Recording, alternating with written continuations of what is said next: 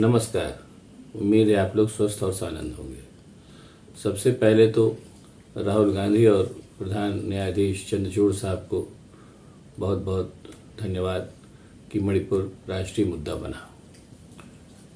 और उसके बाद फिर उस 3 मई से जारी हिंसा जिसमें करीब 200 लोग मारे जा चुके हैं और 60,000 बेघर हो चुके हैं और पूरा मणिपुर जो है हिंसा की चपेट में जल रहा है, उस पर देश का ध्यान गया। अपने प्रधान सेवक को उससे तब भी कुछ लेना देना नहीं था, अब भी कुछ लेना देना नहीं, लेकिन बाकी तमाम लोग उससे उस पूरी हिंसा से द्रवित हो गए, उस भीषण नरसंहार से द्रवित हो गए और वहाँ जाना शुरू किया। अभी हाल ही में जो इंडिया के 21 सांसदों का एक दल प्रतिनिधिमंडल मणिपुर गया और वहाँ से दौरा करके लौटा।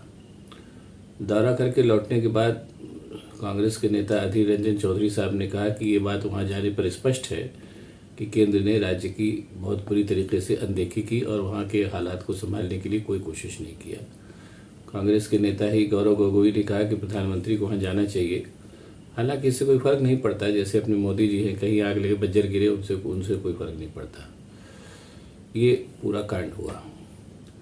और जो अब पूरा जो मणिपुर की हिंसा हुई है उससे जो फर्क पड़ता है वो जो लंबे समय के लिए, जैसे मैं पहले भी कह चुका हूँ कि नॉर्थ ईस्ट को प्रभावित करेगा। कि पहली चीज़ तो ये है कि जैसी सूचनाएं आ रही हैं कि मणिपुर में जो 3 समुदाय हैं, मैतेई और नागा और कुकी, जिसमें से मैतेई हिंदू है और नागा और कुकी वहाँ की जनजातियाँ हैं और उनमें से तमाम बड़ी संख्या में लोग क्रिश्चियन हैं। इनके बीच में अविश्वास की और बहुत लंबी खाई चल गई है और कुल मिलाकर के संघर्ष जो है हिंदू बनाम क्रिश्चियन हो गया है, ये बिल्कुल स्पष्ट है। और शायद इस संघर्ष के लिए ही वहाँ पर जो जिस तरीके से राज्य ने या केंद्र ने उसकी उपेक्षा की, उस पूरे दंगे की, उससे ये भी लगता है कि शायद ये दंगा ही राज्य प्रायोजित हो, तो इसमें कोई अनदेखी इसमें कोई ऐसी बात नहीं जो ना हो सके। कई बार राज्य भी प्रायोजित दंगे कराता है, ये भी हो सकता है कि ऐसा हो, और ऐसा कई लोगों ने आशंका भी जताई है।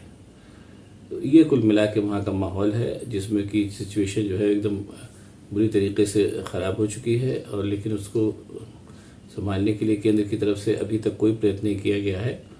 लेकिन ये कि चूँकि अब सुप्रीम कोर्ट का डंडा पड़ा है तो कुछ थोड़ी बहुत दिखावे की कोशिश की जा रही है। जैसे भी बयान आया कि मोदी साहब हर 3 घंटे पे वहाँ की शाह साहब से प्रगति रिपोर्ट ले रहे हैं। बहरहाल वो क्या कर रहे हैं क्या नहीं कर रहे हैं वो तो एक अलग बात है।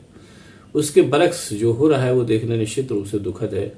प्रधानमंत्री बच्चों से मिलने जा रहे हैं और सब सारी बातें कर रहे हैं और उसकी मीटिंग हो रही है और देश को जो है वो विश्व की क्या है बहुत बड़ी इकोनॉमी बनने की बात की जा रही है। कहाँ से इकोनॉमी बनेगी भगवान जाने। बहरहाल अब सरकार है वो चाहे जो कहें, लेकिन एक बात मैं यहाँ स्पष्ट कहना चाहूँगा जिसके लिए भी मैंने एक बात कही है कि जब आप पूरा जो नॉर्थ ईस्ट की सिचुएशन जो है थोड़ी सी डिफरेंट है, ये समझना चाहिए। अगर हिंसा राज्य प्रायोजित है तो मुझे नहीं मालूम ऐसा है या नहीं, जो कहा जा रहा है मैं बता रहा हूँ कि नॉर्थ ईस्ट जो है वो उसकी स्थिति थोड़ी सी गंभीर इसलिए भी है कि नॉर्थ ईस्ट जो है वो पूरा हिंदुस्तान से एक अलग इलाका है जहाँ ऑलरेडी इंसर्जेंसी की बहुत लंबी वहाँ पर पृष्ठभूमि रही है।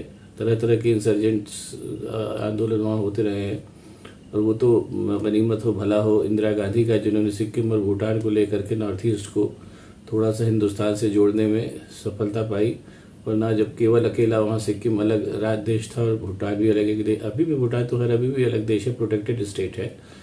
तो वहाँ पर स्थिति ये थी कि चीन की ये बहुत लंबी उस समय वहाँ पर ये हुआ करती थी बहुत पहले कि चिकन स्नेक उसको कहा जाता था। चिकन स्नेक को काट करके और पूरे नॉर्थ ईस्ट को जो है वो चीन के अपने प्रभुत्व में लेना चाहता था। और बहुत कम लोगों को याद होगा कि 62 की लड़ाई में नॉर्थ ईस्ट के काफ़ी कुछ हिस्से पर चीन का कब्जा भी हो गया था, जो ऑलरेडी चीन जो था दोबारा छोड़ करके अपने आप चला गया हुआ। और अभी भी अरुणाचल पे चीन अपना दावा करता ही है। तो नॉर्थ ईस्ट में अगर आप किसी भी मकसद से, चाहे वो कोई राष्ट्रवाद हो या जो भी वाद हो, अगर किसी भी मकसद से आप इंसर्जेंसी के माध्यम से कोई चीज़ हासिल करना चाहते हैं तो ये जान लीजिए कि ये मामला इस कदर संवेदनशील है कि वहाँ कुछ का कुछ हो सकता है। ये बात समझनी चाहिए और इसके आगे अब कुछ कहना मुनासिब नहीं है।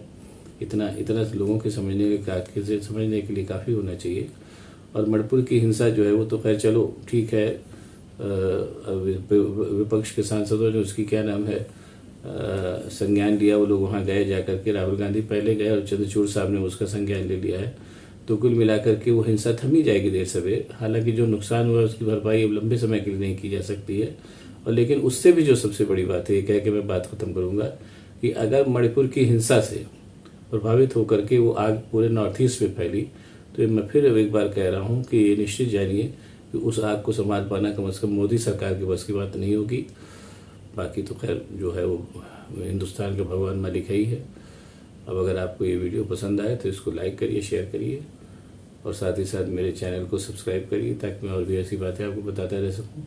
बहुत बहुत धन्यवाद। नमस्कार।